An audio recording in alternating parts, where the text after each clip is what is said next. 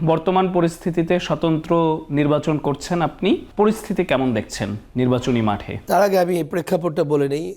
আমরা সবাই জানি যে দ্বিতীয় বাংলাদেশ বলার যে কারণটা, অর্থাৎ 17 বছর ফ্যাসিস্ট সরকারের উৎখাতের পর 5ই অগাস্ট 2024-এর পর পুরা সারা দেশ আমরা একটি গণতান্ত্রিক সরকারের সুষ্ঠু নির্বাচনের মাধ্যমে যে ভোটাধিকার প্রয়োগ করতে বাংলাদেশের জনগণ বঞ্চিত ছিল, তো সেই দিকে উন্মুখ হয়ে আছে। বিশেষ করে যারা নতুন ভোটার হয়েছেন তারা সহ সারা জাতি একটি গণতান্ত্রিক সরকারের আশায় কিন্তু বুক বেঁধে আছে।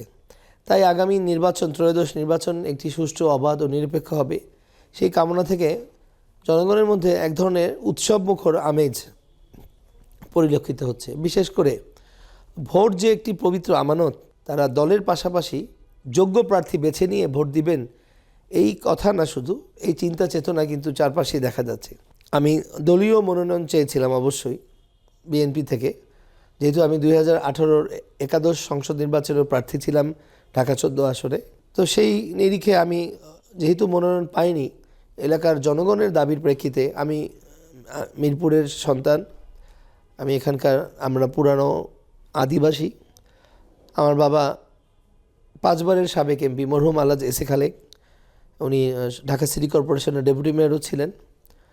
তা আমরা এখানকার স্থানীয় বাসিন্দা হওয়ার সুবাদে এবং ওনার দীর্ঘ রাজনৈতিক পরিক্রমায় আমাদের এই পরিবার এই নির্বাচন নিয়ে নবম, অর্থাৎ 9টি সংসদ নির্বাচনে অংশগ্রহণ করতে যাচ্ছি। তো আল্লাহর ইচ্ছায় জনগণের ভালোবাসা বরাবরই এই পরিবারের প্রতি, আমার বাবার প্রতি জনগণ দিয়েছেন, মিরপুরের জনগণ। এই মিরপুর 1979 সালে তখন পৌরসভা থেকে ঢাকা সিটি কর্পোরেশনে অন্তর্ভুক্ত হয়। তখন যে নির্বাচন, দ্বিতীয় সংসদ নির্বাচন হয়েছিল, সেই নির্বাচন থেকেই কিন্তু ধানের শীষে বিজয় লাভ করে আমার বাবা এস এ খালেক সাহেব তার যাত্রা শুরু করেন। তো পর্যায়ক্রমে 2008-এর আসন পুনর্বিন্যাসে সেই তৎকালীন মিরপুর আসনটি বর্তমানে 3টি আসন এখানকার 14, 15, 16-তে পুনর্বিন্যাস করা হয় এবং 2025-এর পুনর্বিন্যাসে সাভার উপজেলার বনগাঁ ইউনিয়ন এই ঢাকা 14-তে অন্তর্ভুক্ত করা হয় এবং 2008-এ সাভারের আরেকটি ইউনিয়ন কাউন্দিয়া ইউনিয়ন অন্তর্ভুক্ত হয়। তো সব মিলিয়ে প্রায় 4,56,000 ভোটের এই ঢাকা 14 আসন, এখানেকার লোকজন বরাবরই নির্বাচন বিমুখ না, বরঞ্চ নির্বাচনকে তারা উৎসব হিসেবে নেয়। তো 5ই আগস্টের পরবর্তী সময়ে যেটা দেখা যাচ্ছে, জনগণ অধীর আগ্রহে আছেন যে এবার তাদের মন মতো তারা ভোটাধিকার প্রয়োগ করবেন।